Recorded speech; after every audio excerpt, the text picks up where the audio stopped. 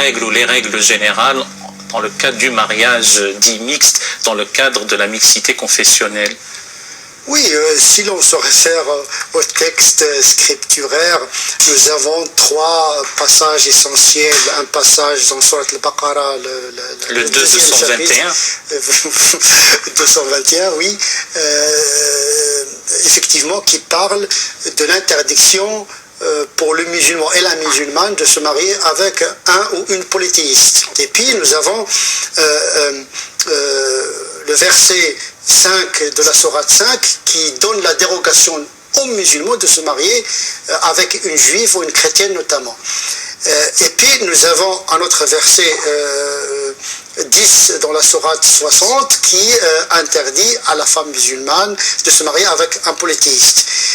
Donc le Coran fut révélé dans un contexte que nous savons tous, dans un contexte polythéiste, hostile à l'islam, des tensions entre les communautés, etc. etc. Notre monde aujourd'hui n'a rien à voir avec l'univers du moment coranique. Comment garder l'esprit des textes? Bien sûr, aucun texte univoque formel n'interdit. Mais avant d'arriver à maintenant, du temps déjà du prophète, il y a eu ces mariages avec d'autres femmes, d'autres confessions. Oui, c'est une pratique qui a été suivie.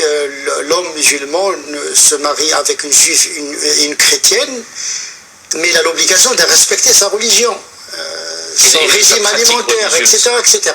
Ce qui n'est pas garanti dans l'autre sens, parce que dans les autres textes des autres religions, il n'est pas dit de respecter le régime alimentaire, les pratiques religieuses, etc., puisque cette religion est venue bien après.